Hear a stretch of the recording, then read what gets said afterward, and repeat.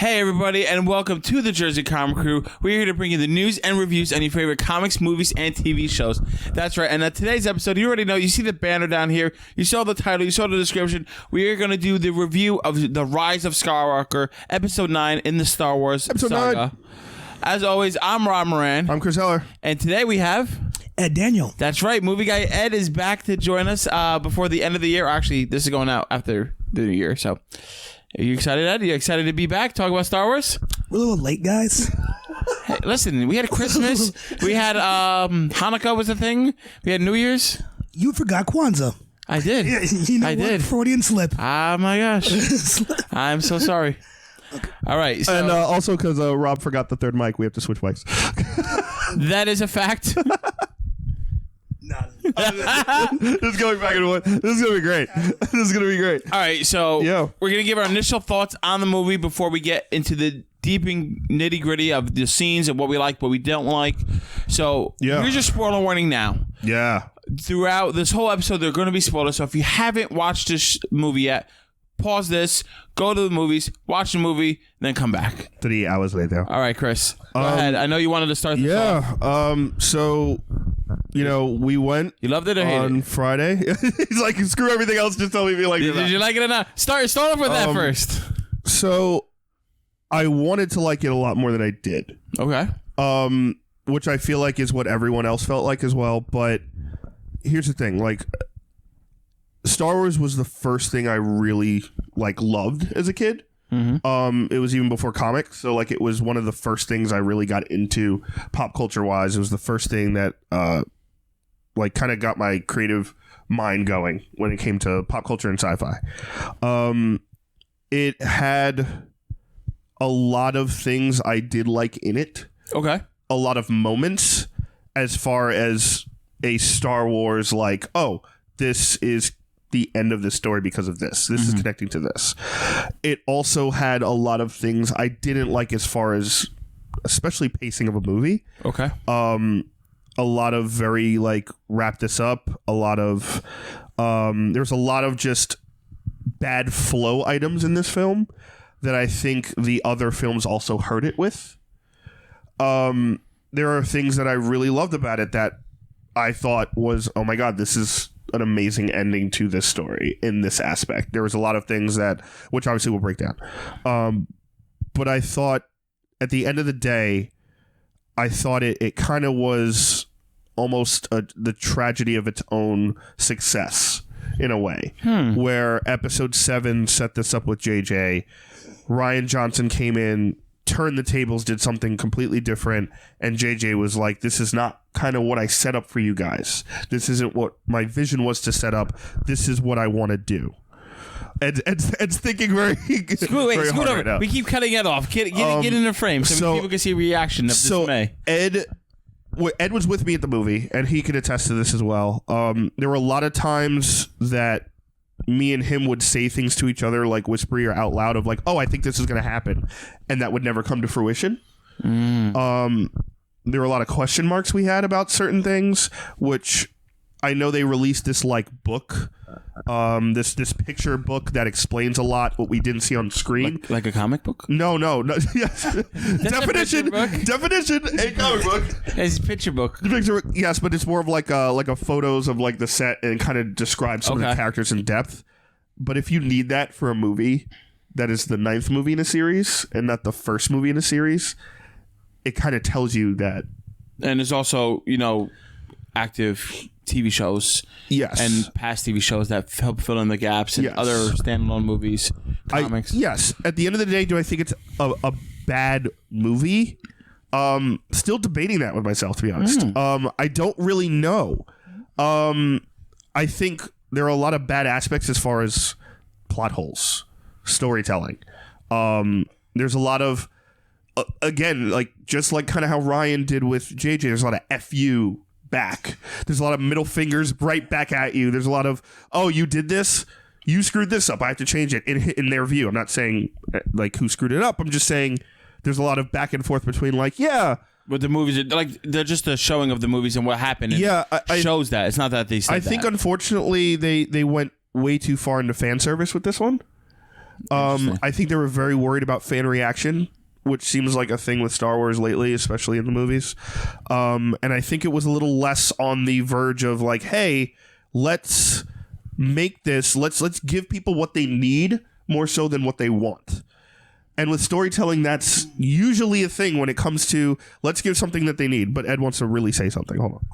So, to pivot off what you just said right there. Yeah. I know we're in a bad space when they, pun intended. Opening crawl says, what does it say? The dead speak.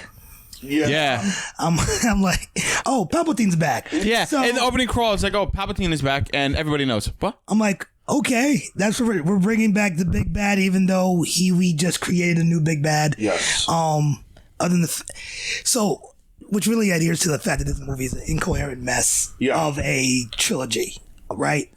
So like Ryan creates this idea that Kylo's now going to be the big bad. Yes. Yeah, right. And then JJ,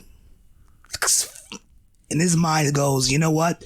We have to go back to what we did 40 years ago, in which Darth Vader was Palpatine's stooge. Yeah. And so, okay, let's do that again. Fans like that. Let's just play the hits. Let's keep playing the hits again and again. And rather than just try surf for something new. Yeah. What else were you talking about? I'm sorry, I had pacing wise. Yeah, that's really shown terribly in the fact like the first 10 minutes of the movie is like It's a montage. right, and like the ultimate F you to riding was when imagery wise, when we see in The Last Jedi, we see Snoke says, hey, take off that stupid mask. Yes. Right, so like Kylo has to be his own person rather than be a Vader spinoff or Vader flunky, right? Yeah. This movie, they redo his mask. They literally show. He puts down. He put it back together. So it kind of creates the cosmic duct tape, if you will, destroys like the character's imagery of like, improvement and progress. Yes. Right. Like, we thought we went somewhere with this character, then we just revert back to his old ways. You have something to say, Rob? I'm sorry. Yeah. Because I feel like we're starting to get into the details of everything. I just want to say, no, that's fine. It's perfectly fine. We're having a great conversation. I just wanted to say real quick my piece about the movie before we get into all that, because I definitely want to talk about that. But I know if I don't say this now, I'm going to forget. This movie was a 4.5 hour movie crammed in 2.5 hours. Yeah, that's a good point. This movie took what the second movie should have been and put it all together. It was a lazy plot. It was like a bad video game plot from the 90 movies. Moving onwards, I think this movie was doing a lot of damage control. You couldn't tell where damage control stopped and when the new part took over. Playing the greatest hits and stuff like that, where you're saying like, oh, Palpatine's coming back and stuff like that. That should have been a slow burn. We should have had a moment where we saw that instead of just in the opening crawl. And then like, I don't necessarily have the issue of the direction that they went with.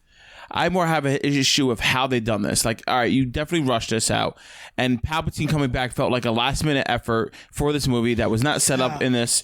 We had no idea he was coming back. I don't have an issue with him coming back, but it was just like, oh, we're losing people. We have no idea what we're going to do with the series. Let's pull this out. And then one last thing before we get into details. I think it's going to be it must be very hard to be a diehard Star Wars fan right now. Like, this is like, oh, like if you're a Giants fan, or let's do Patriots. You're a Patriots fan, you have a perfect season, and then you lose to the Giants, who you think are a better team in the Super Bowl. Good. Which is, fantastic because, we're from Jersey. But, like, it must be really hard to be a fan right now when the last game, the most important game, the last movie, the most important movie, just, in my opinion, put such a dirty spot on the whole Star Wars mythos. Kind of like, this is for me a worse version of what they did with Game of Thrones. The last season of Game of Thrones, I think this is a worse thing that they've done. Now, me watching the movie, as you guys know, I love them. Like, watching the movie, I loved it. I cried in a couple of scenes. I loved it. I'm cheering. I'm losing my mind. I love it. But looking back at it, I'm like, all right, how does this play a part in the whole Star Wars world? I was like, it looks like you just slapped together a sci-fi movie and you just messed everything up. but there's still plenty of things I loved about this movie. So I don't want you guys, we're shitting on the movie, but at least, on this corner over here, there was a lot of things I loved, and I'm gonna buy the movie and watch for certain scenes. All right. Well, yeah, as a product of fan service, which is movies basically is, right? Yeah. It's basically just That's the point of a movie. Well, not necessarily. I mean, well, the problem is when you do a movie that's directly trying to retcon the past movie, it loses focus on what it has to do for itself. And you lose art, Yes. right? Yes. So this, I hate to say this movie feels like, and Disney has to adhere to their, the creators of this movie, the producers have had to adhere to Disney and who are corporate guys and corporate executives and stockholders.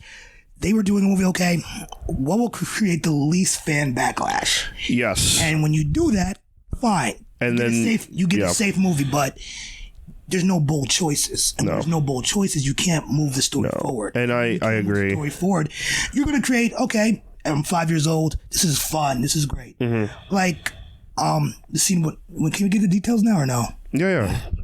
Yes. Scene with Chewie, right? We're seeing this amazing scene where Rey's showing off her power with Kylo Ren in the middle of the desert, and you see that she's adhering to the turn of the dark side of the Force a little bit, and Chewie's to get the advantage, she kind of dips into it. It's just amazing back and forth they have going there. With Chewie is on the ship, and then as you see, she's trying to take back the ship, it's destroyed, and we think, okay, Chewie's dead. Yeah, I'm like, okay. That was when I was like, okay, that was a big scene. I remember I said okay, they're going for it. This is the final movie. They should have killed Chewie. That I agree. They were, as much as I didn't like it, they should have. If you're gonna show the whole movie or the whole series about Rey trying to stay on the good side, and because the good side is hard, the dark side is easy. Yes. Right, and you're being sequestered into the dark side and the seduction of it, right? You have to show conflict with that. And that would have been the ultimate conflict. She lost her best friend, not her best friend, but she lost someone she cares so. One of the people that in her life really cared for her, and she lost it because she was succumbed to the dark side. And the rest of the movie is her trying to atone for it, and make amends for that. Yeah. I mean, they really lost something in that scene. Yeah, there. That's what this scene. I'm sorry. No, I agree with that, and to enter kind of both of what you guys said. I want my mic actually. You're gonna say there's gonna be musical chairs now. Say your thought about that scene, and I want to go. So what you said first, Rob, about saying it must be a really tough time to be a diehard Star Wars fan, as you know, which I am. I can see in your room. If you can't notice, as a fan, it's very conflicting. Because I agree with everything you guys said. All your points are extremely valid. I don't think you guys have said anything outlandish or wrong or something that doesn't make sense to what this movie is. I think you saying it's a 4.5 hour movie crammed into 2 hours is basically the perfect, if someone asks you on the street, hey, how is it? That's kind of the median answer that you should give. Yeah. And I think what you said about, taking chances in direction, that's what you need for film, especially in this day and age when everything's been made, and when you're going up against Endgame in your same year, you're going up against your own company, you're going up against a movie that just did what you should be doing, and you've had longer time to deal with it, right? Endgame was the epitome of the end of a 10 to 12 year span of Marvel movies that wrapped up perfectly. The last 3 movies leading up to Endgame had really nothing to do with Avengers. It was Captain Marvel, it was Spider-Man, it was all these characters. They were almost like throwaway movies. And still, I wouldn't say they were. No, they weren't. They were essential for their characters to build. So when you see them in Endgame and Infinity War, you're like, oh, cool, I know about this character. But they didn't necessarily have to tie in, yet they still tied in. These movies are strictly episodical. That's why episode 1 through 9. But when you start with 7 and you have a vision, if that's JJ's pace, then let him do the whole 3. Yeah. If you wanted Rian Johnson for 8, let him finish it off then, if he's going to change it. Wait, before you say it, I want to talk about that scene with Rey and Kylo. Because I feel like we should just talk about the plot for right now. of the movie. All right. And then we can just go to the characters and like Whatever. Let me get this thought out real quick. Yeah. After watching that scene and seeing how powerful Rey is, and like just throughout the whole movie, Rey got so strong out of nowhere. Like she's like one of the strongest Jedis. That like, and I was like, all right, you got trained how? You ran in the jungle with Leia, and I was like, all right, like how can you do Force lightning? Only Sith can. And like it kind of goes to that battle, which like they planted a seed and they didn't fruition. So I just wanted to echo that. But go ahead. So yeah, if you have a problem with Rey being overpowerful, then this movie's not the movie for you. Yeah, it came out of nowhere. Because I don't think it came out of nowhere. I think she was always shown to be powerful. But like, when was she shown to be powerful before this movie? She fights Kylo Ren and she beats him in her first battle. Yeah. In her first fight. Yeah, but like fight. that's swordsmanship, not force strong. Second movie, she like picks up rocks. Yeah, all right. Pick up But, rocks. Luke Skywalker pick up an X fighter in his first movie. No, second movie? No, he doesn't do it. Yoda does it for him. Yoda does it for him. All right, and the movies were like She's 29 very years powerful, old. which is fine. I don't want to get into like a power. Yeah, it's fine. But as far as like plotting wise, we get Palpatine in like the first 5 minutes, and I'm just trying to figure out how the Palpatine survived. So and like, yeah, and like what it's talking about cloning, they were talking about. And here's the thing, like the Lord of the Rings dude, Dominic Monaghan, mentions like one sentence about like, oh, he's cloned. So like, all right, well, one, how the hell do you know that? Random person in Resistance who has no connection to the Force. And two, okay, so he's cloning facility. We could kind of get the sci-fi mind of like acceptance, right? Yeah. Of like, I guess. See, they didn't explain at all. Like they were like, oh, we see multiple Snokes in a jar. Yeah. We see all these weird people like working on him. No explanation. And I'm like, all right, this is such a cool side of the Sith. Like these dark, like necromantic like characters that we don't explore. And I wish this movie was broken up into two movies that we see in like the and EU. And I wish we would have saw like that explained, and like that could have opened a whole new avenue of the Star Wars mythos that we could have touched upon. And again, because you do in a 4-hour movie in 2 hours, like you dropped the ball. So he spends 30 years creating Star Destroyers? Yeah, I mean, like that's really what it is, right? Like 30 years creating Star Destroyers. No, creating Death Stars. Death Star, Star Destroyer. Hundreds of them. Hundreds of them. And I think that they were unable to link. Yeah. So what you were talking about with Chewie, that scene, I felt twice as much with C-3PO. Right. So that was a great point. No, like that, he should have like so like he goes so like you taking a character that doesn't have really emotional spectrums, right? He doesn't have facial expression. He's a droid. But R2-D2 and C-3PO are the narrators of Star Wars. Exactly. The information that they hold and the history that they hold is like sacred. Exactly. In regards to this franchise. In regard to the entire franchise, and you have the scene which also Babu Freak is the greatest character of all time. He's great. I think no matter what anyone says, and we all can agree, Babu Frick is an amazing character. Hi, I'm Babu. Your diet is ready. Loved Babu Freak. Also, a character who I think I said this in the theater. The fact that he's really tiny makes it the best thing in the world. Yeah. Because he's so small. But if he was like normal size or gigantic, he would have been terrifying. So let me ask you a question, both of you, with that C-3PO scene. And the whole, my opinion, with him not being able to recite what he read on the dagger was stupid, and like they just had to do that for plot reasons and like to do the jump. But like the fact because he was created by a kid in Tatooine. Yeah, but like the fact that like he had to like for him to give up the information, he would lose his memory. I think if Star Wars wanted to be bold, really end this era, start a new thing, I think C-3PO should have died when they did that and just have his brain fried. I think they should have like gone hard. I'm like, oh my God, we lost Chewie. Now we lost this. The world is ending. Palpatine has Death Stars coming at us. Well, there's no hope. They at least had the half step of going to, all right, C-3PO is going to get his mind wiped and he's going to give up everything he cares about, which is obviously everyone sits there and says, oh, like 3PO's there, he's annoying, he's going to tell you the odds all the time. But you have they had the mind wipe, and same issue was with what was it, Suicide Squad, where you had the out of Captain Boomerang walking away, and then why did he need to come back? Like they didn't commit, so like why didn't you just let the sacrifice of him losing his memory doesn't mean anything. Yeah. So this, When they're like, "Oh, R2 is the backup," Well, like that's what this. that's the sacrifices aren't there. Well, that's what this movie struggles from, right? It's we're gonna do. This movie has a lot of good ideas, and they just don't go through with it. There's everything they do is like, oh, we're gonna dangle this out. No, but we're not gonna do that. Oh, we're gonna do this again. No, we're not gonna do that. and because of that, this movie There's no creates. Exactly. There are no stakes in this movie. Right, I did not see one steak.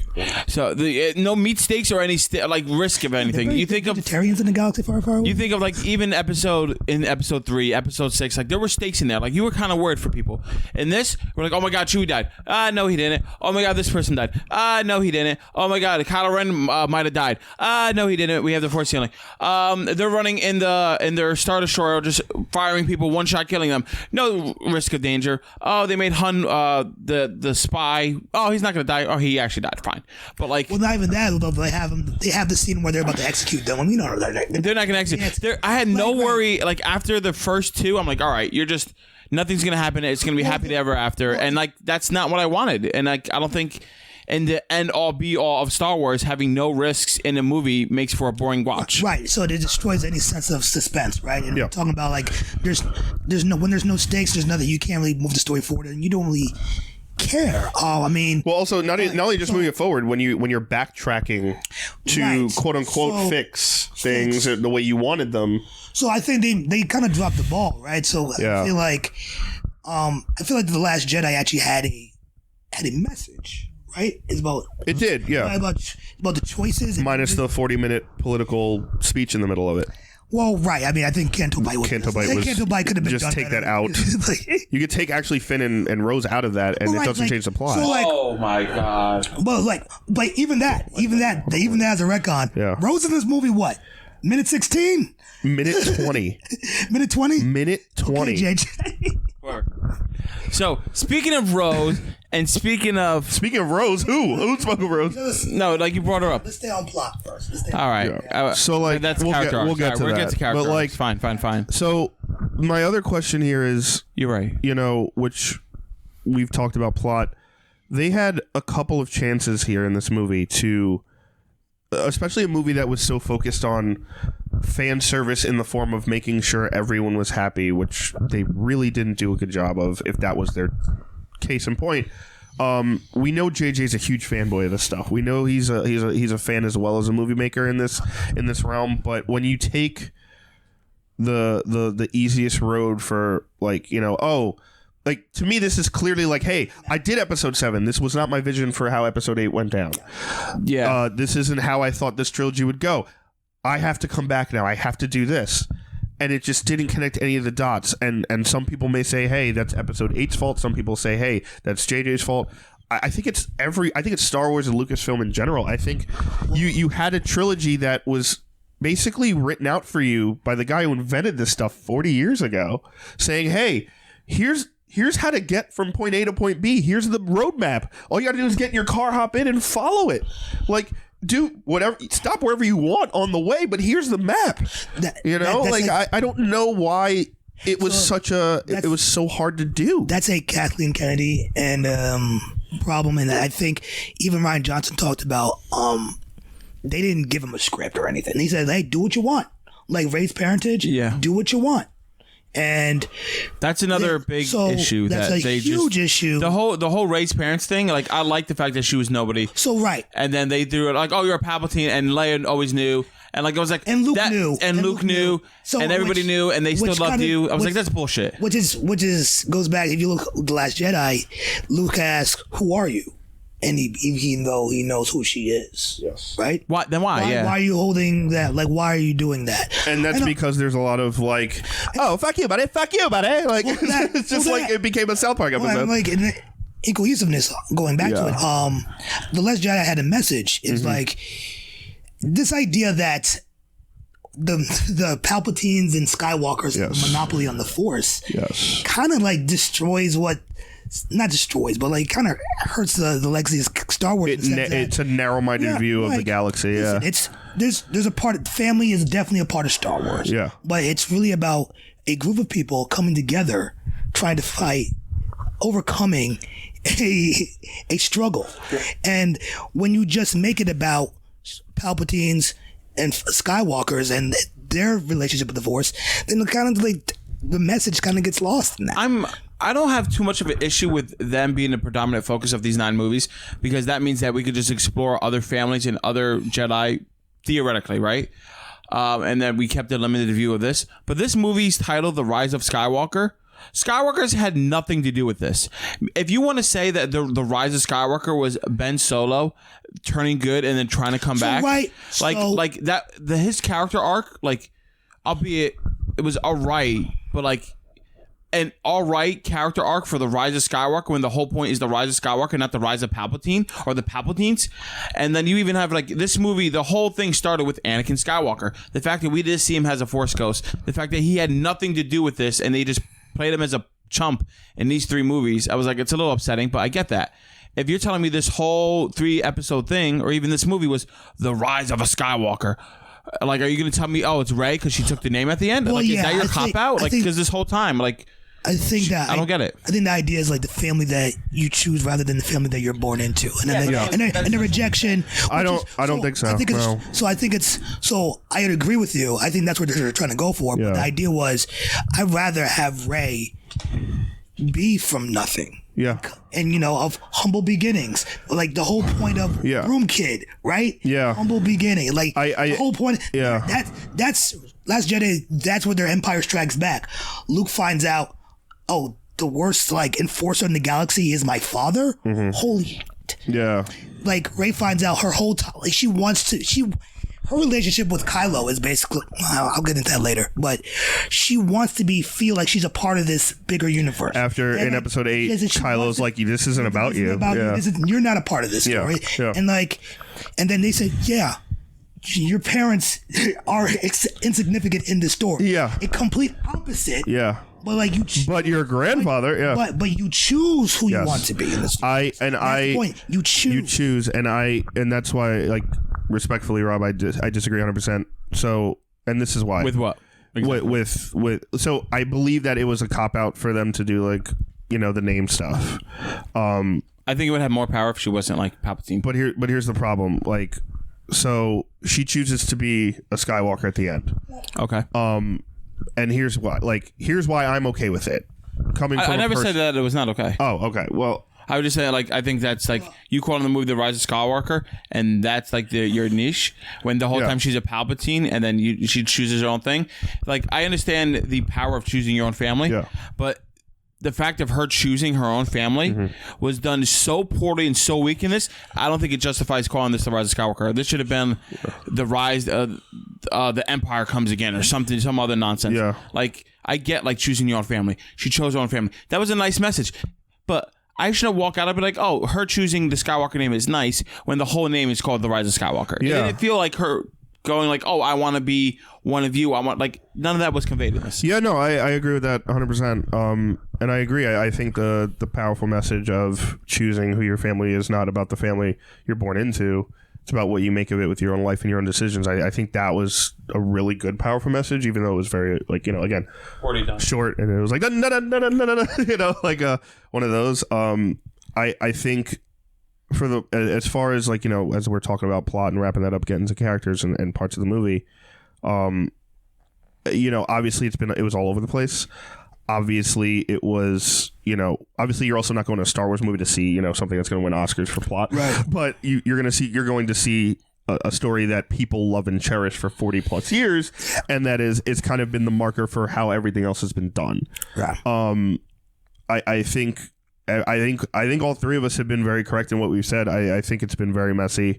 I think now that this kind of trilogy is over, I think, like, please stop. Please stop making Skywalker movies. Yeah. Do not taint any more of what I, have loved since I was born. I'm going to go a step further, and that's just me. I think Star Wars should stop making movies for a long, long time and just focus on series, because I think they have better pacing. You can do better world building. You could like do the long episodic journeys. I think for even if you want to say the first three were great, and like they don't age well, in my opinion. I know he disagrees. I know Ed probably disagrees as well. But like, let's say those are the 3 best movies. All your other movies have been subpar or average. And I think that if they take the time to do a series and expand the story and let it breathe a little, I think that's the way that Star Wars is going to survive the pop culture culling, if you will.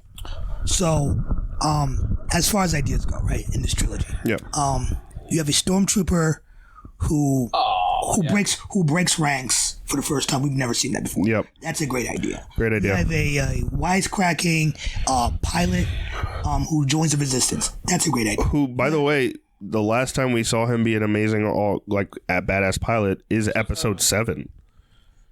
I mean, episode 8, like in the beginning, the first scene of episode 8. Then very good, very good. That's it. Yeah. And the last scene in this movie, he was just like a regular pilot. Like, I didn't see his pilot skills really. Like, I wanted to see like episode 7 where he takes out 20 TIE fighters in like 5 seconds and he's flipping and dipping, and Finn has the line, "That's one hell of a pilot." I'm glad you're saying this. It goes to my point. Yep.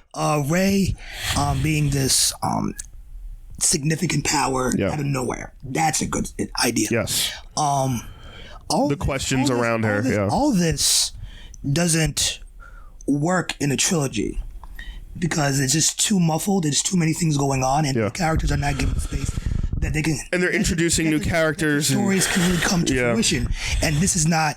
Unfortunately, this is not the medium in which to do that, unless you have a strong cohesive storyline that's very intact.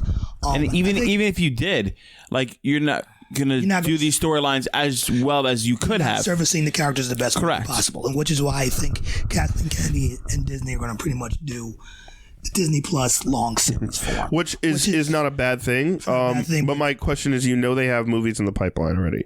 This is Star Wars. It's not going anywhere.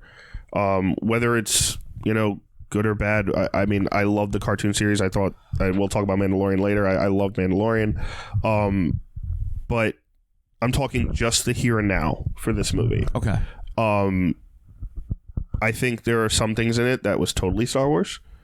There were some things I absolutely loved in this movie specifically. I think overall I was disappointed. But as far as fighting against the pop culture stuff, I don't think it has much of a fight. I think it's its own niche. It's the biggest sci-fi product on the planet. And whether everyone wants them to make movies or not, they're going to do what they want to do.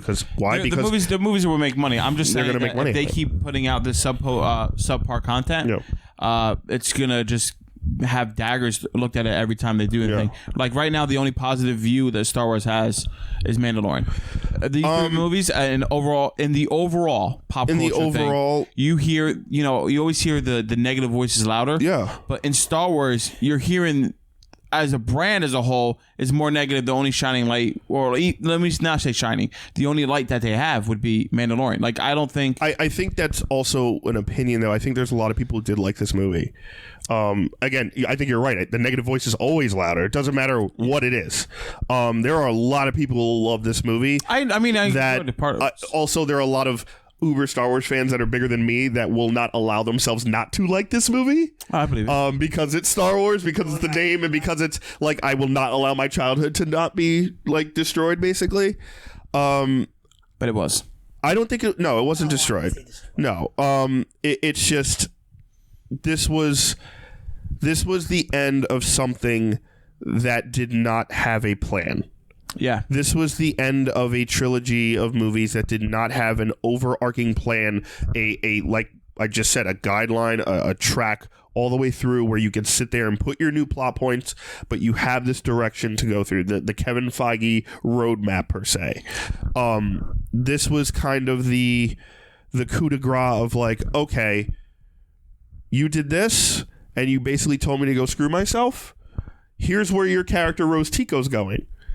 I'm going to throw these characters in that are also useless and not do anything. And here's where this idea is going. There was legitimate shade being thrown, when and I'm going into parts of the movie, but when Rey is, she takes Kylo's TIE fighter and lands on Act 2 back where Luke was on the planet and destroys it. And she throws Anakin's lightsaber, and his Force Ghost catches it. And the first line out of his mouth is, Luke's, yeah. this isn't a way to treat a Jedi weapon. Which I like that. That seems good. Which is good. But scene. again, that is literally like saying, like, oh, literally the first scene of Last Jedi is Luke taking the lightsaber and throwing it over his head. Though the whole maneuver in which they said we can't do that again. That won't work once. All right, so are we safe to go to characters discussions? I think we should go about characters. So I want to talk about Finn. Okay. The whole a stormtrooper breaking everything and becoming his own person. Yes. And Johnny Boyega is such a good actor. So I want to his whole arc over the 3 movies wasted. Yes. Like yeah. His role in the last movie. Ray, I gotta tell you something. Ray, I gotta tell you something. And Poe's like, oh, what is it? What is it? A little back and forth. We still have no fucking idea. I don't know if he's going to tell her I love you. I don't know if he's going to say, hey, I'm an idiot. I'm going back to the dark side. I don't know if he's going to say, hey, I got a ball in the back of my neck. Like, I don't know what he was going to say. You know what he was? He was the equivalent of Stewie going, hey, mommy, mama. Exactly. And she's like, what? And he goes, and he runs away. Like that's what it was. In episode 7, like, we saw him pick up a lightsaber and fight near even with Kylo Ren. Cool. That he's Force sensitive. He's going to be a strong character. There's going to be something about this guy special. The fact that, like, in the beginning when you watch episode 7, Rey and Finn, they're nobodies, and like they have some powers. They're gifted. That means like, oh, the Star Wars, the Force, expands to other people. Like you said, it breaks the Skywalker Palpatine trope. Cool. All right. Oh, Poe, we're not doing anything with you, man. I'm sorry. Here's your check. And now, we fucked up. We'll see you. Hopefully you get a new franchise somewhere. You want to go to Marvel? We're hiring for a new superhero. Like, they just did him. I think he got the worst end of the stick out of any actor in this movie. So Finn was definitely a missed opportunity there. 100%. The idea of any character breaking away from the Empire, which we've never seen before, like a stormtrooper being strong enough to be, I'm going to say no. I'm going to say the will to say no. And then for that character, instead of progressing to go, I want to be Rey's cheerleader for the rest of the movie. Literally, every time you see, like every 3 scenes he's yelling Rey. He just screams her name. Rey. Like, when her and Kylo are fighting in that water planet. Oh, it's the worst. I like the fight. In the middle of in the middle of the fight. That's the fine part. He's following her and going, Rey. That's all he does. I'm like, this guy. Like, you're paying this man to be like the like bitchy like crying guy in the background, and also like where we talked about too, I believe, and I've listened to a bunch of other podcasts talk about this as well, is you have the scene, they gave him the out, they gave him the moment where he gets to be legendary again in this movie. Yes, and they didn't take it. What scene are you talking about? So the scene where they're on that planet was the planet where it's one of the Endor planets where the Death Star lands. Okay. Right before the scene where Rey's fighting Kylo on the ship. Was the young lady? In the water. Was her character named George? I forget. Useless lady number 2. She's who also broke away. Yes. That was the problem. That's the problem. So she and everyone she has, they were all defectors of the Empire. They were all stormtroopers that literally they have the conversation where it's like, oh, we went to fight and we threw our guns down. We didn't want to kill innocent people. And all they had to do was add we defected because we heard about you. That's all they had to say. And you had Finn Finn even asked her, he's like, well, why? And she says, we dropped our guns and blah, blah, blah. And that's all they left it. All they had to do was say, we heard about you and we followed suit and you're a legend. Yeah. That would have been amazing. I would have lost my mind. That would have been amazing. That would have redeemed everything for him. It would have created, that would have been like, all right, you're a hope. You create mythos within the character. Yes. And then you don't even have to worry about his Force sensitivity, which is, by the way, which is what he was trying to tell Rey, that he's Force sensitive. By the way, they don't. But it's a weird plot line. It's a weird plot line because it looks like longing for love more so. Well, because it's mentioned multiple times, even throughout other characters in the film. Yes. And they don't address it. They don't address it. Like, hey, I'm trying to tell you something, and now you get the idea that you always want to tell someone something, but it's never the right time. Yes. But this is a huge plot point that why would you even introduce it if you're not going to resolve it? I'm with you on that, but going back to like the interactions with Rey, with Finn, with Poe, with everybody, like they didn't really. It felt like they weren't like tight. They weren't like friends. So they try to do that in this film because throughout the first two films, all three are all gone. together. And then when they were together, they were like kind of like bumpy heads. And like when Poe and Finn came back, like, oh, Ray, you should have been there. Like, why? What were you doing? Why was she here? We have no idea. Like, they were always like bumping heads. I'm like, all right, I saw the last trilogy. They were BFFs. The one before that, they were really close. They bumped heads, but it was organic. Yeah, no, I don't think it was organic. For Luke, Han, and Leia? Oh, no. I'm talking about this. Oh, no, this wasn't organic. I'm saying when Luke, Han, and Leia did it was organic because the whole movie starts around the two of them finding her. Yeah. And then becoming the rebellion, and then that's the story arc.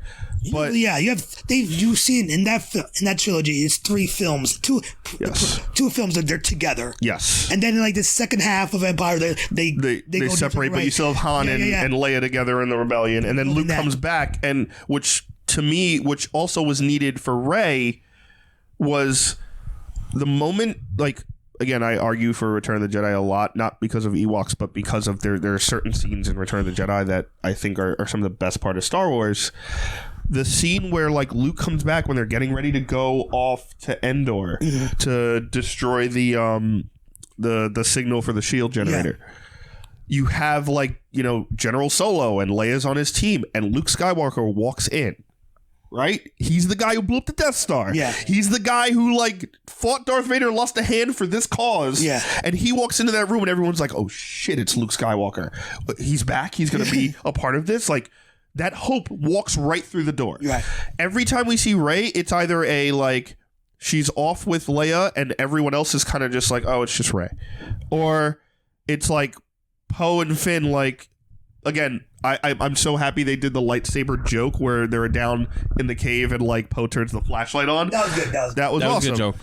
Because everyone has done that as a kid. But if you take, this person who is that strong, who makes Luke look like a chump change, and she is this all powerful being, and she's training. She borderline makes Vader look like he's chump change, and she's this powerful. I'm sorry, you have to kind of have this aura of there's a god among us, and you don't really get that until the end. And even then, they're like, "Yeah, you did good, Rey. Yeah, but I want to talk about Palpatine. If you guys are good to jump there, or do you guys want to talk about somebody else? We'll talk about a bunch of people."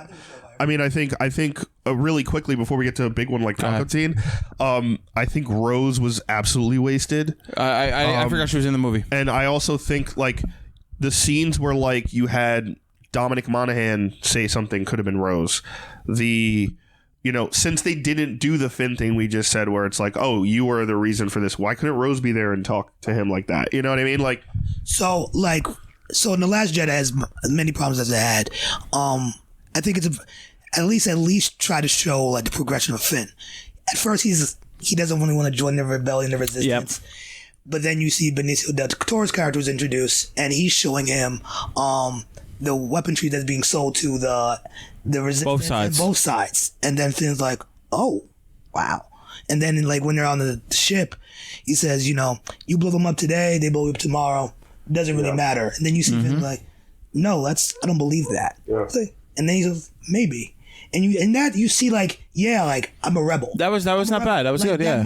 But there's none of that in this movie. There's no character arc. That's a simple way to put it. Yeah. No passion behind his decisions. Yeah.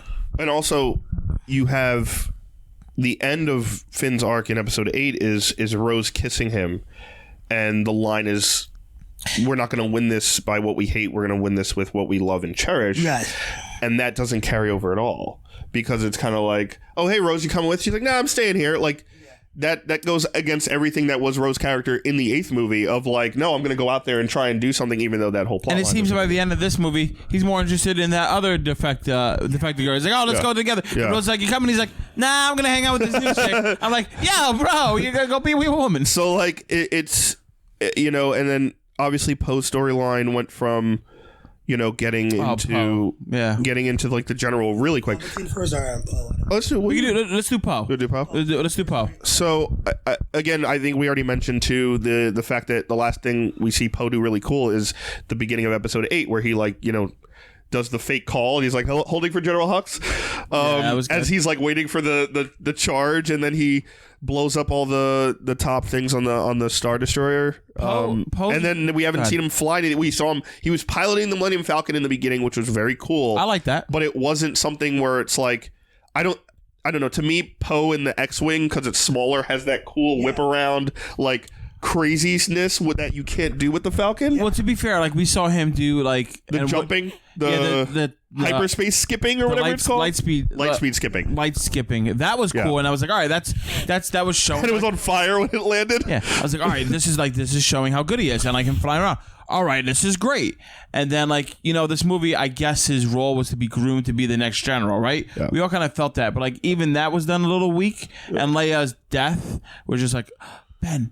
All right, like, I was like, all right, that was wasted. But like going over it, like we had him, bring everybody, kind of get people motivated. Like it wasn't as bad as some of the other arcs. It was there, but it lacked that little punch.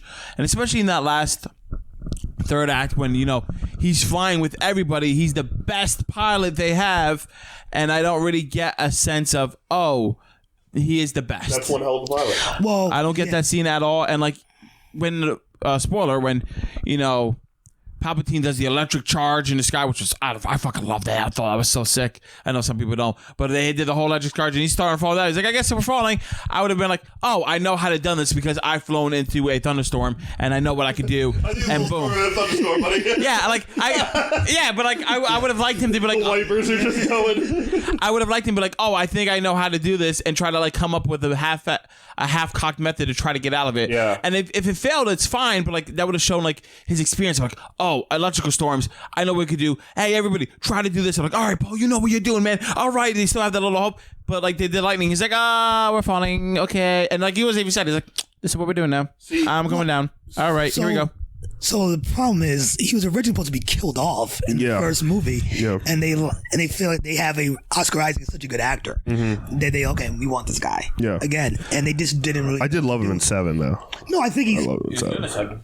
I think all the actors in this film are great. Yeah. Given the material, the acting is not bad. Like they're doing the best with what they have. Problem is what they have is not amazing, and what he has to work with is, Poe. I don't know what Poe gets out of this film. I don't know his character. I don't know what he gets out either. And I also to that scene too with Sparkle Fingers. I also wanted to see like, all right, if this is the final showdown, and Rey's this powerful, have her try and counteract what he's doing. That's what I thought they were gonna do. Like, give me some like fight back, like pull some of the lightning because she used the lightning, right? The Yoda where he like traps it kind of. Yeah, thing? so like we saw her use that lightning. The like she's touching, she's teasing, by accident with the dark side. He does that big lightning, and I'm like, oh, this is gonna connect. She's gonna pull it down with her and like redirect it at him. That's gonna be insane. I can't wait. No. Okay, she picks up a lightsaber. Oh, she picks up 2 blue ones, even though one's supposed to be green. That really bothered me. No, it's not Luke's. It was Anakin's. Anakin's and whose? And Leia's. Leia's was green. Leia's was blue. Leia's is green. Leia's is blue. No. Luke's is green. No. When they open it, all right, maybe I'm wrong. Luke's is green. So she brought 2 blues. Then what was with the green one? She left it somewhere? What green one? There was a green lightsaber in this movie. I don't remember that at all. Yes. There's blue lightsaber. She had Anakin's lightsaber, which was passed on to Luke by Obi-Wan. And then the Leia had a green lightsaber in this movie. It was done weird. And then in the flashback, she had a green one and blue one. Anyway, that's not the point right now. Maybe she changed the color from the flashback.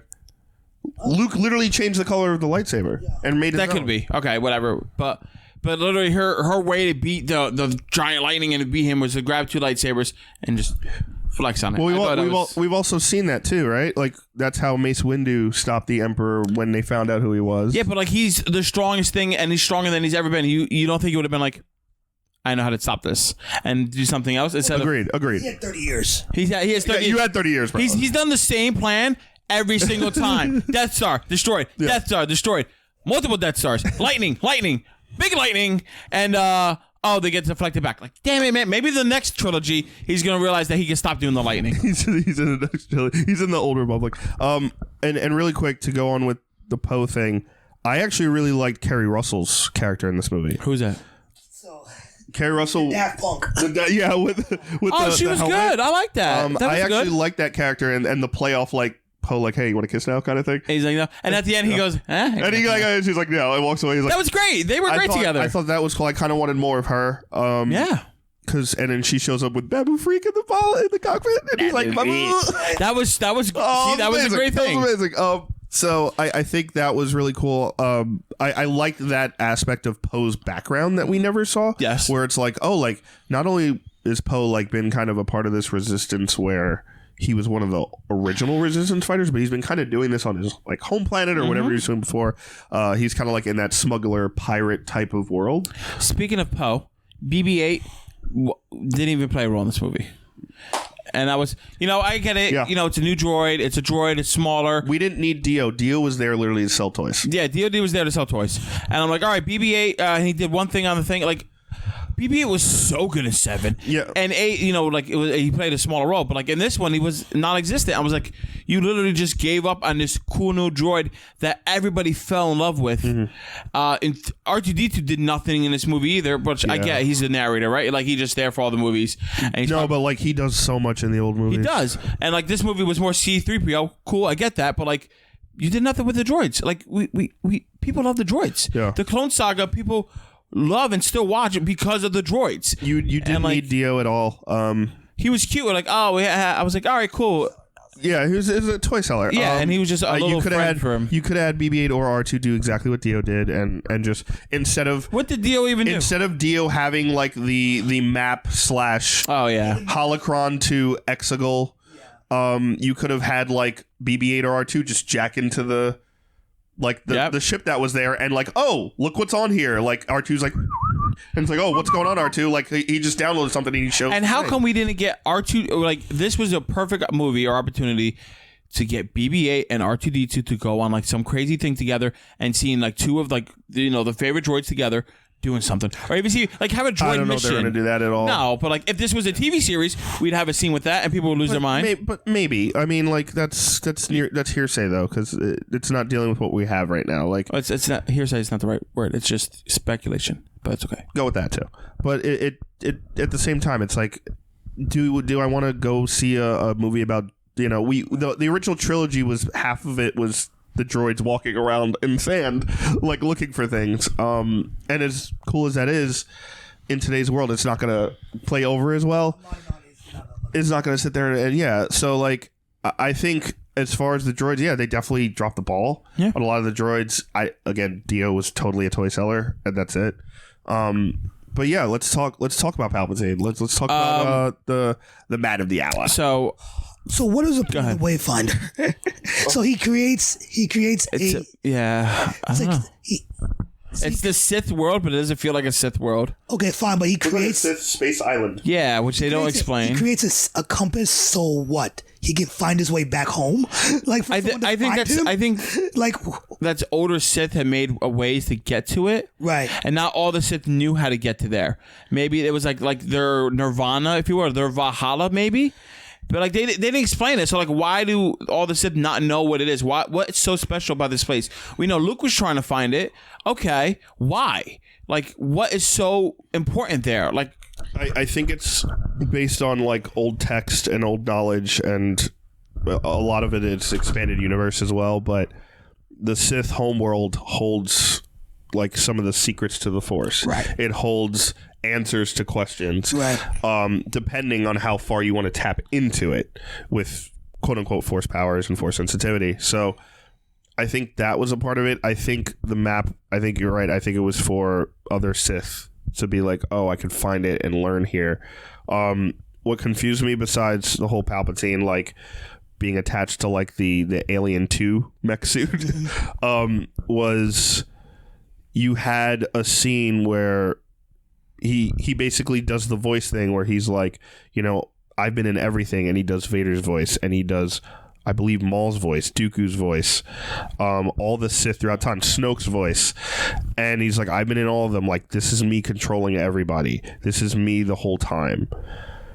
That to me is like, oh, that's kind of cool, except you just tainted the biggest villain in movie history. Well, not only that, then why would you want Kylo Ren to find you? Why not just control him from afar like you did with Snoke? And if you created Snoke, like, then what's the point? If his like you said, I don't know about tainting him. I don't know if that did a plus or minus to him for me. Because I was like, all right, that's cool. You're this grand. Well, like we knew he controlled Vader. I just think to the extent like. I don't think it's changing. I don't think they had. I don't think the writers had an idea what they really wanted to do with him. I just think they just thought they were told, "Hey, he's in the movie." They just thought we need Kylo to have a big bad to worship again because we don't know how to write anything that's not that. Like if there was the whole rule of two. Does that mean Snoke was an extension of him from his body? Like what? Like I thought there's only 2 Sith at a time. Right. Like I don't think they really thought that out through. And then also, if his goal was to get his daughter to become the next Sith Lord, his granddaughter, and like Kylo was just a messenger, like why did you need him to come here anyway? Like you could have just kept messing with his mind, making him go essentially crazy. Deep down into the forest, like you didn't need a reveal. Oh, it's me, everybody! Come see me at my magical playland. Like he didn't need to do that, right? He could have just been like kept fucking with his mind with Vader and other Sith of the past, and eventually get him, and then like Rey, we need to go here together and like do that because like the Rey Kylo bond, like. It worked and it didn't work because like they were connected, but they didn't know how, and like it was like they could have done that together and like let's go here. He could have like tried to. They could have done the same thing. These people were like, all right, I want to be good. We should go here. This is where we can rebuild the Jedi thing. She gets there. She's like, what is this place? I was like, oh, it's an ancient secret. Gets there and she sees fucking what's his name, Palpatine, and she's like, what? And he's like, and like they could have done that instead of like, oh, like we got to try to take him out together. But again, this is what we're dealing with as far as like now. Again, we could always make the movie better. That's the easiest fun part. But like, I think as far as him, the question is one, obviously, besides the many questions, cloning is a thing. Obviously, we knew that from Camino and the original stormtroopers, right? The original clone troopers. But if you've been cloning yourself for 30 years and like why not grow your fingers back already? If you've had this time, maybe he didn't have enough Force energy. Maybe because he did. He sucked all her energy and rejuvenated. He had to make a Snoke puppet for some reason. By the way. The greatest imagery of this series and what it does, this old character is taking the life force of the young, these brand new lively characters as this trilogy is doing. That's pretty much. They can't let go and move on. We're just gonna take the life. The great comparison would be like Disney's Palpatine and Rey and Kylo are the new fans of Star Wars. Like, let me suck your soul out. Let me just take your money and do all this to you. Are we done with Palpatine? Segue into Kylo and Rey. It's up to you two. I'm good on Palpatine. Yeah. I guess the last thing I would say about Palpatine is at Exegol, where you have again like this is supposed to be like the Sith homeworld. If that's the Sith homeworld and you're basically in a Sith temple, right? Because they're in that temple.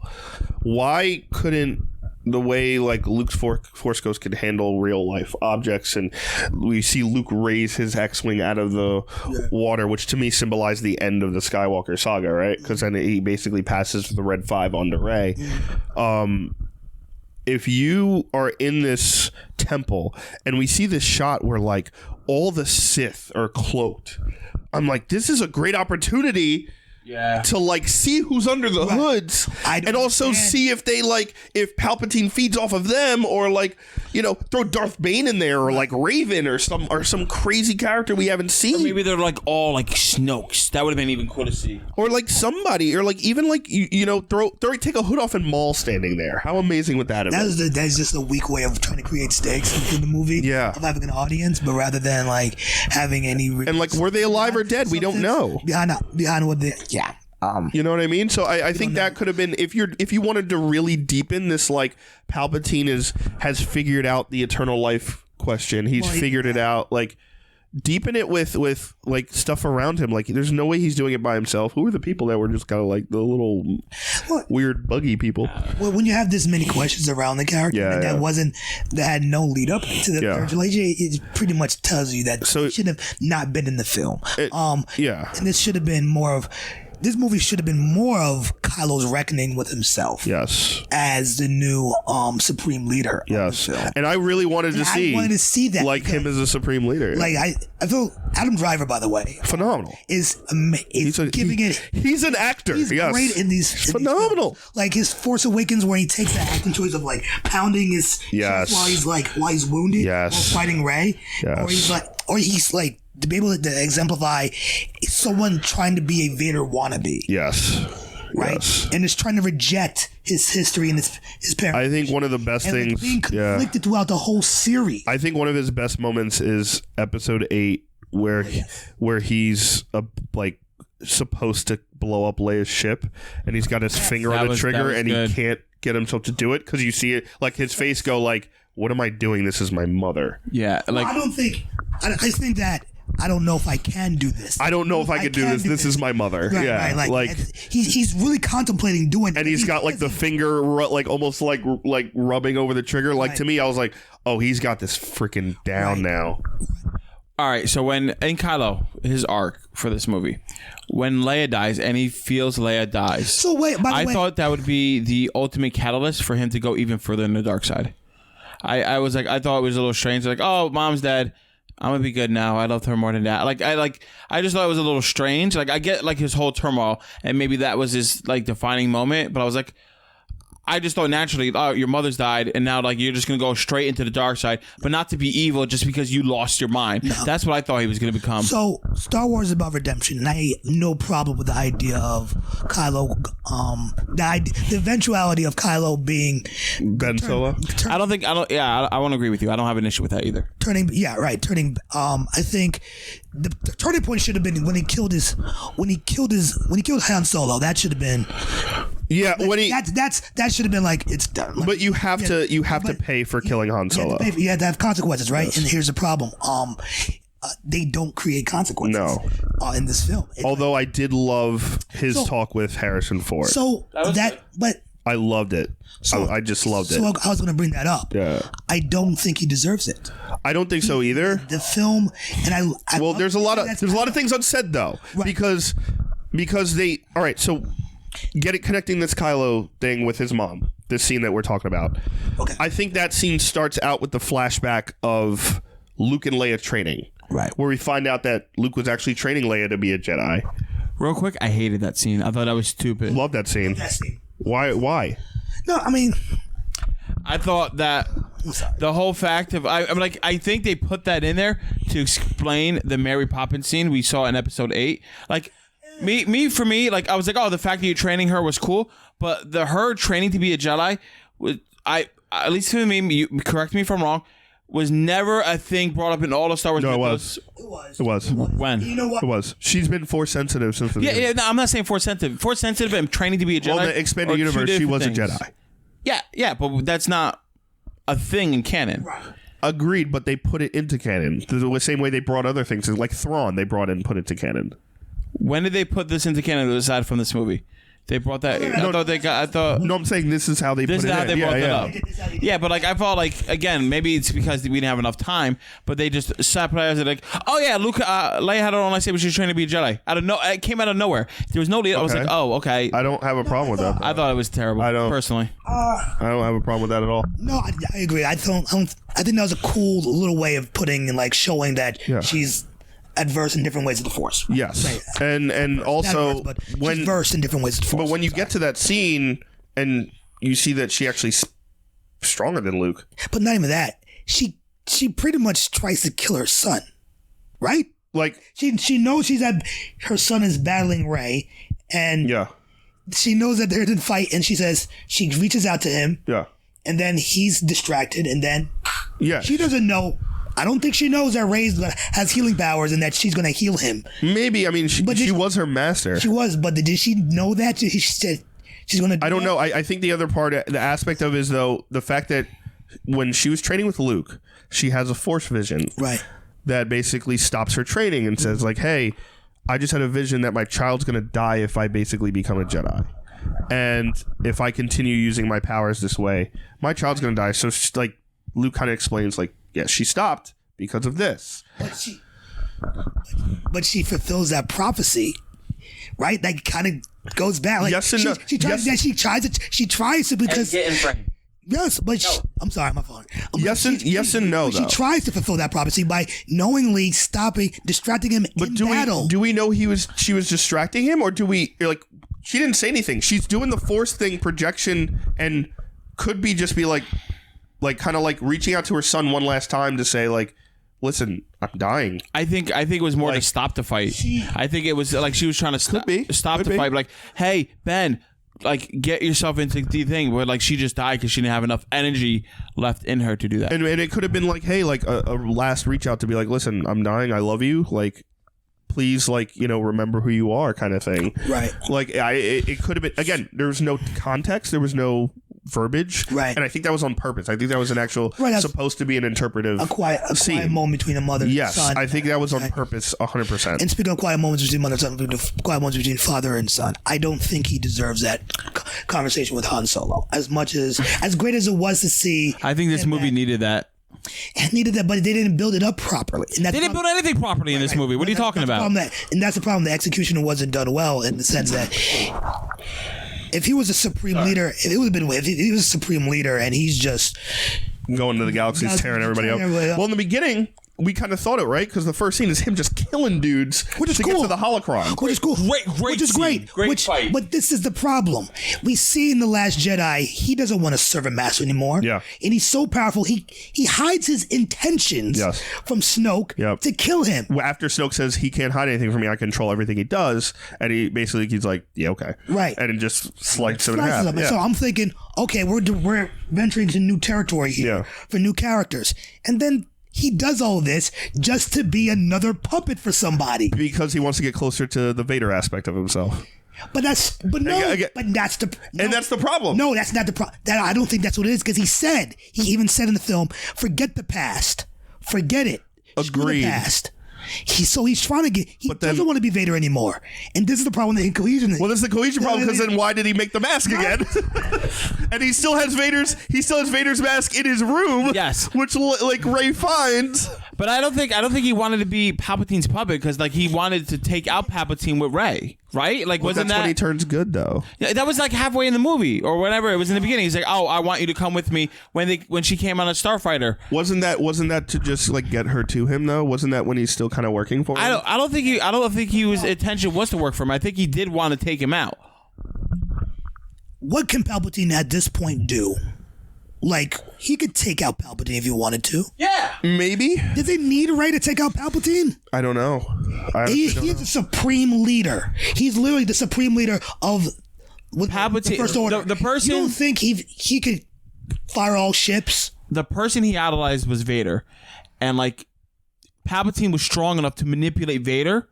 If I'm Kylo, and, like, I still want to convert Rey anyway for his own selfish needs, and he almost did, like, I want to get her to take him down just in case, like, he's been 30 years, he might have gotten stronger. Like, there's still that fear of the Emperor, even if he is as strong as he is. That's a problem. I think after killing Snoke, I think he should be on a total. He was displayed to be on a total different mindset. Yeah. He is the leader now. So he runs things. I agree. You see in The Last Jedi, he makes sure everyone fires on Luke Skywalker. Yes. Why would he not attach that same animosity and vitriol towards anyone trying to get in his way for power? Agreed 100%. If they weren't backtracking stories. This film should have been about him like reconciling with the fact that he's at this new power. He's still like that person. And he can't go back. He still can't go back. He cannot make those. It would be I'm sorry not to like make a better film, but like him like being supreme leader and feeling how empty this is and how not right this is. Yeah. And how at the end of the day, you know what? I'm not Kylo Ren. Yeah. I'm Ben Solo. Well, also. And the sad part is, as when he does go back. It's at the end. It's at the end. It's almost too late. That's what it should be. What do you guys think about the Force healing? We touched upon it briefly. So I feel like it's just basically this plot. Because convenience. Yeah, it's plot convenience. armor. Yeah. It's a cool aspect of the Force that we haven't seen in movies yet, but it also kind of, once you put it in, then you create all these scenarios where it's like, well, Why if they didn't could you do it, why couldn't do that? Anakin probably. do it? Why couldn't Obi-Wan do it? Why couldn't you could have saved Padme that way, kind of thing. Like it creates this backtrack effect that dilutes the rest of the story. And the It's like time travel. yeah, and that the out of it is like, well, Rey and Kylo are so much stronger because of this. But it's one of those things where it's like, all right, like it is what it is, but I don't think it's something that I think if they thought of it smarter and they thought of the plot better and the writing better, it was something they could have used a different power to have something better instead of just kind of doing that. No, go. You go. Wasted opportunity here. That could have been a really good point of the film. Actually created another bad was the Knights of Ren. Yeah. So Yes, wasted. So if you make the Creed poster that was the Knights of Ren where they're just standing on the rock and it just circles them. so right. They, so, they, they would have been good. So I know you hate this, but I feel like I'm compelled to do this. Go ahead. If you make the Knights of Ren a more forceful like group of people, Yeah. and Kylo has a redemption arc, that could be now the big bad, right? Yeah. Where they have They to could have been. they can have his ending is sacrificing himself, taking down the Knights of Ren. Wow. We kind of see them fight, and it was quick. No, they're the Phasma, they're the Jango Fett. Yeah. They're of this series. They could have been. They were introduced in the first movie. Never seen. Talked about. No. Mentioned. Last Jedi. And now we see Boy them, band, but nothing. Boy band in this film. K-pop band. They just follow people and do nothing, and then we see in the final scene he takes them down basically without a lightsaber. And then he gets one halfway.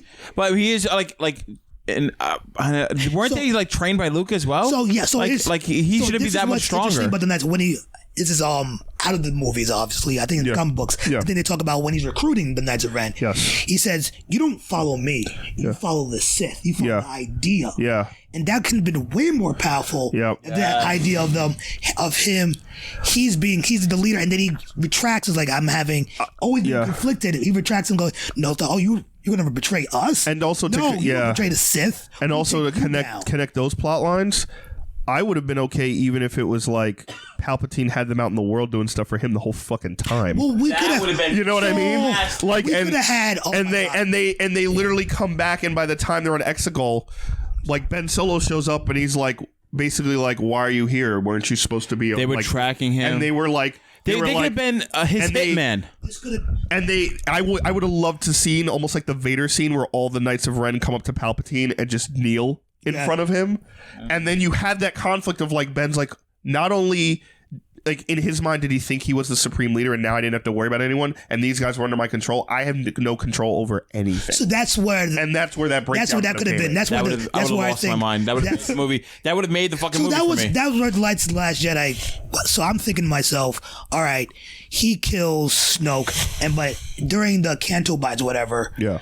They could have had the Knights of Ren just turn the galaxy 100% up. You have a couple of scenes with them just turn the galaxy up, and then they find out he's a supreme leader of this film now. And then the whole movie is them just being conflicted with being the supreme leader. And if you had to set up this Emperor arc, you could have had the Knights of Ren basically like in the background, like, oh yeah, we're working for the First Order, and in the background setting up Palpatine. But think about where we are now, like with politically, I don't want to do that. But no, but it's true. When you think about people who are zealots, right? Yes. Who are loyal to an idea. Yes. And like are following something that may not be good for them. Yes. And the Knights of Ren could have been the dark spot of that. Yeah. And him going, no, this is not the way. 100%. That would have been awesome. That would have been fucking awesome. That would have been awesome. Instead of just going back to, hey, we're gonna do 40 years, so we're gonna go back to like, oh, he's leader, I'm Padawan. Yep. I'm gonna do that. I have to kill leader now, and blah blah. Yeah, I think you're right, 100%. You eat the mic when you talk. I think it's also like, again, we're also making a movie better, and it's not what we have, but I think that would have been a really cool thing if you're sitting there saying like, hey, we're gonna do Palpatine in this no matter what. you had that again. You had a safe spot where you could be like, hey, we haven't seen these guys at all. Yeah. And this is the third movie. What if we just kind of had them in the background working for him? Yeah. And after he he thinks, oh, like, I have my Knights of Ren, I'm fine, I'm Supreme Leader, I'm Kylo fucking Ren, and these guys all like, he's basically, he could do his screaming like awesome Kylo Ren thing where he's like, listen to me, and they all turn around and just kneel for that would have been great. Like, so been awesome. But all anyway. right, so I wanna get final thoughts on the movie. Wait, hold on, no, I'm not done with Kylo. Are you Okay, I gotta talk about the scenes. Right. Yeah. So All right. My first bad, of all, my bad. I was gotta talk about the Han Solo scene, regardless if anyone we liked it did. or not. No, We mentioned it. We talked about whether or not we deserved this Han Solo. We didn't talk about it. I thought Well done, though. I thought it was amazing. Like, it's Han Solo. I'm not gonna go against that. I do agree that it wasn't deserved of him at that moment in time. But to have Han's last words in this entire thing to be "I know," Yeah. hit me so hard. Basically telling saying "I love you," I know, like he did with Leia in Empire to his son, and Ben's just like, "Dad," and he's like, "I know," and that was a beautiful moment to me. Basically, I did like the struggle between Kylo and himself, and every time he was around Leia or felt Leia, you could see it on his face. Yeah. Which is also part of Adam Driver just being a really good actor. So we didn't talk about Leia in this film. Well, we have to talk about Kylo. We do have to talk about real Kylo quick again. with Kylo and Rey's connection, and Palpatine was talking about it. Yeah. What I would have liked more explanation of like what that connection is and why it was so like it only happens once in every generation. It's like what was that connection? What made them so strong?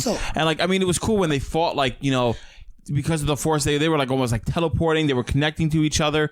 Like, what is that connection? Why is it so strong? And like, how could that? Like, I just didn't get that, and that's something they dropped with Kylo. So did we talk about Rey in the not yet. character? Yeah. So I want to tie into Kylo too.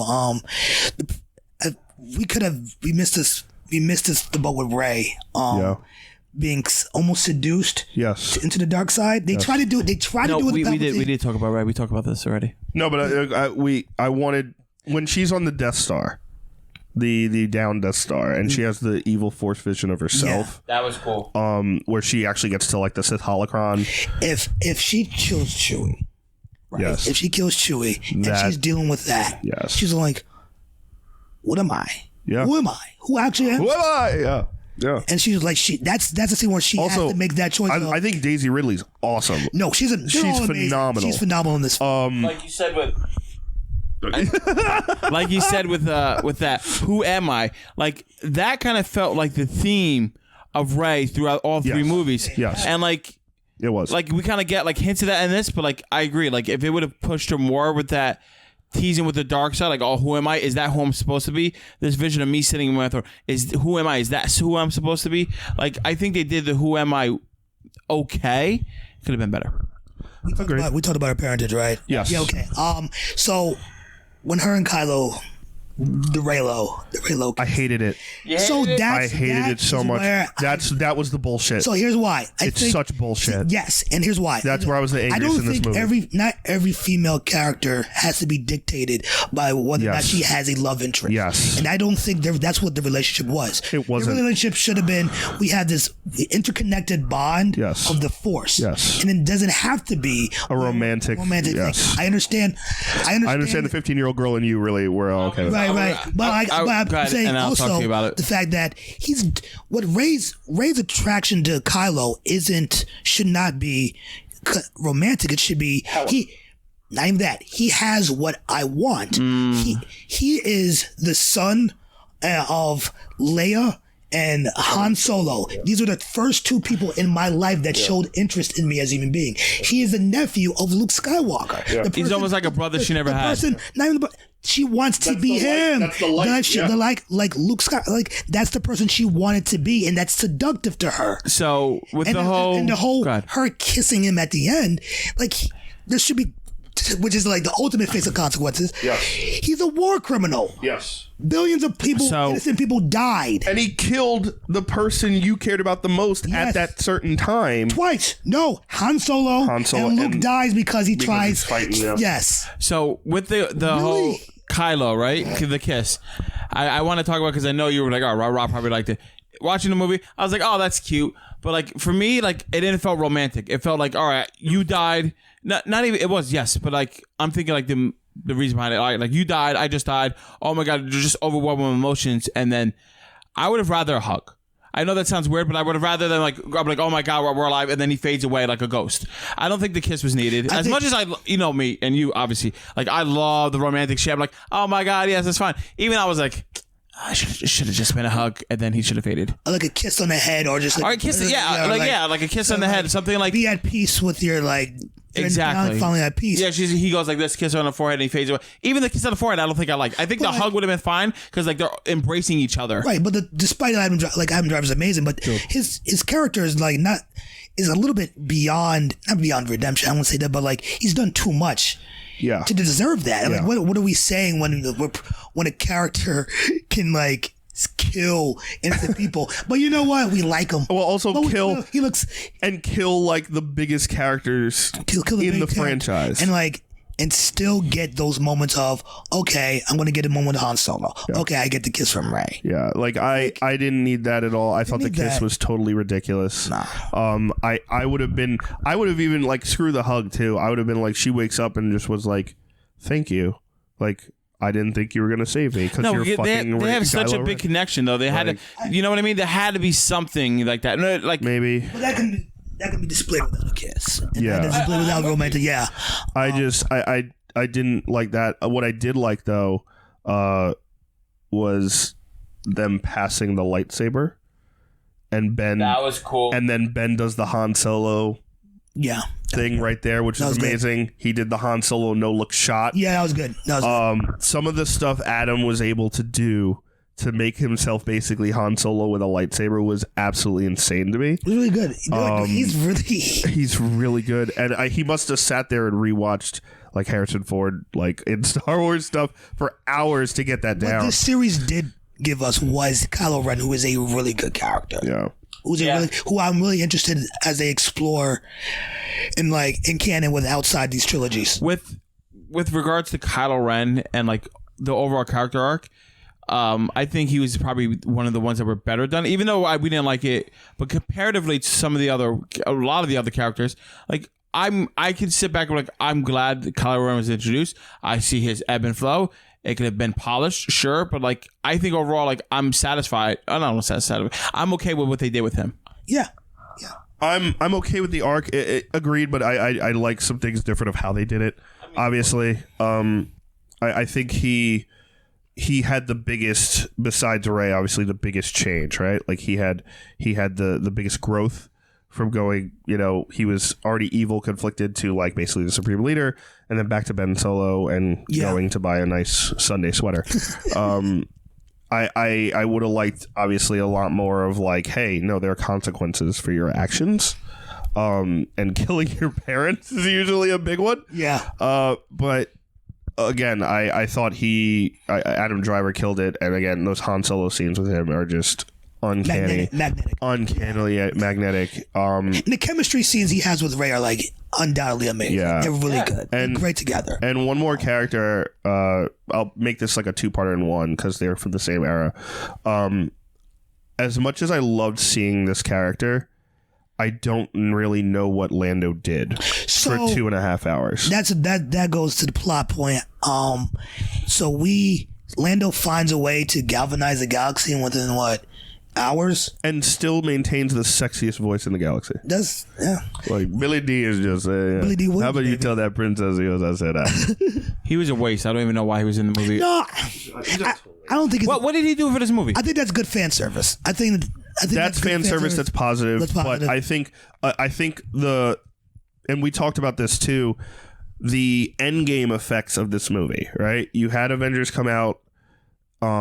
The scene where Poe is like everyone's dying, right? The Emperor's taking them out. The ships are dying. There's no one left. Still don't know why you had to mount horses onto a ship that could have just turned like this, knock everybody off. But if you take that scene where Lando and the fleet come in to save everyone, which you know is coming, right? You know you know it's going to be the part where it's like there's almost no hope, and that's going to come in and blah blah blah. That is the same scene as the Captain America on your left scene when Falcon and everyone come through the portal. Done less impressively. But to cap, Yes. that Falcon saying on your left means everything to Falcon and Cap and to us. Yes. In the post scene where Lando's like, "Hey, we're here. We got your back." Lando doesn't mean anything to Poe. Well, that and Lando means something to us because it's Lando, but that doesn't mean anything to Poe. And everyone else, so that isn't warranted there. And also, he's fighting an enemy that's pretty much faithless to the audience, right? Like Thanos has a history of killing everything. Yes, and he had a background, and we saw his origin, and we have Gamora, we have all these characters. We're just going to introduce new characters in the First Order. I think the whole pulling together people. Because Poe and Finn had a quick scene. They're like, all right, you're general too. Like, they're both generals. Yeah. Like, you should have... Very quick. But, like, not Poe. Finn should have been the one to grab everybody with Chewie and done the same thing. I think they would have had a bigger reaction. He could have even brought, like, those Stormtrooper wannabes with him to show, hey, these are the people I have who defected from them. I'll say, they defected like me. Go to the fan fiction. Join us. We could do this. And then they come in together like, where's Finn? Where's Finn? Where's Finn? Finn comes in like a golden warrior, like, oh my God, Finn's here with Chewie and everybody else. We're gonna defeat the Empire because we know we defected already. We have everybody else. We're gonna do this. That would have been a better effect than, hey, Lando. Which I can get because Lando, like, for 30 years, has probably built up good, good connections and granted, you're also been with them then. If they needed that's true, but you're also you gotta remember this. You're also very limited to what Billy D can do. Right. That's at this point, he's very old. Usually needs a cane or some type of walker to help him around. But I agree 100%. Like, you can't just like throw Lando in there and expect that connection to be there. Yeah. When you throw that out, and then the last character we have to talk about is Leia. So they used all these scenes were for The Force Awakens. Yes, you could tell they were the exact same kind of scenes, which they did the best they could with. From which scenes? The scenes from Force Awakens where she's talking to Rey and stuff like that. They kind of recomposed some of that. They had extra film on that as well. Yeah. I think one of the most beautiful moments, and which actually like made me cry in the theater, was Chewie's reaction to her dying. That was good. That was the whole, for me, Leia, like, serviceable what they did with her because they had to include her. I understand. And they did the best they could with what they had. They did the best they could with what they had with the constraints. But Chewie's reaction to Leia's death made everything, because like that is how we all felt when she died in real life. Not how she died in the movie, it was terrible, but how she died in real life, like that's how we felt. And like he was the living embodiment. Like he saw his best friend die. He saw Leia die. He loved. He saw Luke die. He saw everybody die. All his friends are dead. Yeah. All his friends. I'm really not trying to sing the song. Yeah, I know. I can see you like I can see it in your head, just like, oh shit. I was trying to be nice and serious. So like him like screaming, slamming his hands on the ground. That was great. That's all I needed for the Leia arc, and I'm happy with what they did, except for Ben. But well, that's a different story. But like, I thought again, Chewie's scene might have been my favorite scene in the movie. Chewie's reaction to that, to be like, how is like. What am I supposed to do? Like, everyone I know and love is dead. Like, everyone. And I'm 250 years old, and I'm still a badass, like, middle-aged Wookiee. like, I'm still kicking and screaming. I thought that was amazing. I thought, also was beautiful, even though, you know, again, they had to have Leia die in her way because of, you know, the real-life situations. Leia actually having Han's medal was absolutely beautiful. And the symbolism behind that. I like that. Which, well, the reason is because, which Bernard and Kevin Smith explained extremely well. That was what she loved the most. Not Han Solo, like, who gave me my son Ben, not Han Solo, my husband or ex-husband or whatever. That moment is the best part of her life, where Leia, her whole life, gave herself to the rebellion. Right? She's a teenager when the rebellion started, and she was the quote unquote daughter of a politician. Right. And she gave herself to the rebellion. You had this smuggler who came and saved you from the Empire. This kind of like scoundrel who only cares about money. And in that moment of like, he's going to kill me and everyone I love, he comes back and saves the day. He yahoos and rides that fucker in and helps Luke blow up the Death Star. And that medal, her clutching that medal when she died was the perfect kind of culmination of that story with the old cast. Did you two have anything else to add before we do like final rating and like final thoughts? I would say I would like to know what, obviously, like, where this was a tough movie as far as pacing and plot lines, but I'm someone who, again, this is one of the oldest things I've ever loved. I kind of want to know what you guys liked about it. I want to know, like, what scenes kind of stuck to you, like, okay, I think they did this well, or I think I really like this out of it. So me liking things and what I think did well are two very different things. Okay. So things I liked that I thought Chewie died. I was like, wow, that's amazing. I lost my mind. When I thought Kylo died, I lost my mind. I was screaming. The whole Rey battling her evil self, I thought that was really cool. See, now we just went on such a negative rant. I'm trying to and now it's harder to pull back. Well, yeah. The lightsaber fights with Kylo and Rey, I really liked. Poe and his relationship with that chick. Yes. I thought that was cool. Babu Freak. I love Babu Freak. How could you not like? I did like seeing Palpatine do that thunderstorm. I thought that was probably the coolest scene. Them coming with the ships, I did cheer. Like all the like the obvious moments, I like. Oh, this is cool. This is great. Yeah. Like I liked the Star Wars moments. The Star Wars moments. I thought like in the beginning, I kind of liked the pacing. It was fast paced, and then I was like, oh, it's fast paced because they're cramming, not fast paced because it's fast paced. Yeah. So like I did like the fast pace of the Star Wars. I thought that's cool. Maybe that's something they could do, but not fast paced and cramming. Those are two different things. Yeah. If you're doing fast paced to cram, you're losing the movie. But I was like, oh, we're here now, and now we're doing. I'm like, all right, cool. I like this flow of it. Oh, and wait, I realized we're doing this flow because you're forced to, and that's not a good thing. Yeah. What did you like? I mean, I want to echo the thing in your mouth. Same sentiments as you. You can. It's fine. I'm a genius. But so I don't want to do. All right, Kanye. Honestly, I do like the fact that we saw a lot of different worlds. Yeah. If you think about the first two films, we don't see that many different worlds. Maybe like four worlds, maybe. See, for me, like. It doesn't matter if they do visit multiple worlds. I really don't care. I think that's not the crux of everything. I like to see new worlds because I think it adds to new storylines. It does add to. It's almost like Gotham City being a character behind Batman. Because you're in a galaxy. Yes. So you will need to have the background of it. Yes. Did you like Rey's lightsaber at the end? Loved it. The gold. Loved it. That she made out of her staff. The Sentinel was supposed to represent the Guardians and also those who are. I think it was double-sided. Yeah. The Sentinels. Mikey was telling me this. He's like, do you know what that means? I was like, no. He's like, all right, those are the ones who actively hunt down the Sith and want to destroy them. Right. So that was awesome to me. Kind of want to know how she got it. I would have loved to see. That's the one thing we've never seen anyone make a lightsaber in these movies. I wanted to see that, great. Which is actually a very intimate. Yes, we seen in Clone Wars career. I really would have want her to have her own lightsaber before the final battle and have a double lightsaber like the one she had in the Sith Vision, but have it be yellow or have it be a different color, and then fight with it like kind of like Darth Maul, because everybody loves that fighting style. And she has a bow staff, which she kind of used very little. Like, all right, turn the lightsaber into a bow staff and let me see you use it. Fight against Kylo Ren or fight against somebody else, even if it's just one you found. Like, I would have loved to have a scene. She made her own lightsaber. It's yellow. Everybody loses their mind. Like, what do you mean a yellow lightsaber? Star Wars. Oh my god. Blah, blah. And then they have a double lightsaber, and she's fighting Kylo Ren and doing all these cool things. Like, oh my god, she fights like Darth Maul. Like, it would have been such a great thing. Why are you Zoidberg? Because we've been talking about like 2.5 hours about this movie, and Zoidberg. I really like that. Obviously, I really like. You're gonna match the same energy, man. You. Oh, I can't Zoidberg right now. I really like that. This is the one scene we haven't talked about, which is probably the last thing we should talk about.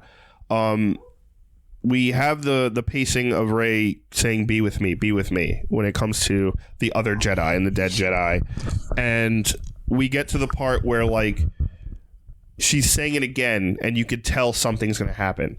And I remember turning to Ed, I'm like, they're gonna show up. Like every Jedi ever is going to show up, and it's gonna make this movie the greatest movie of all time, because we're gonna see every single Jedi like kind of like help Rey defeat this Emperor.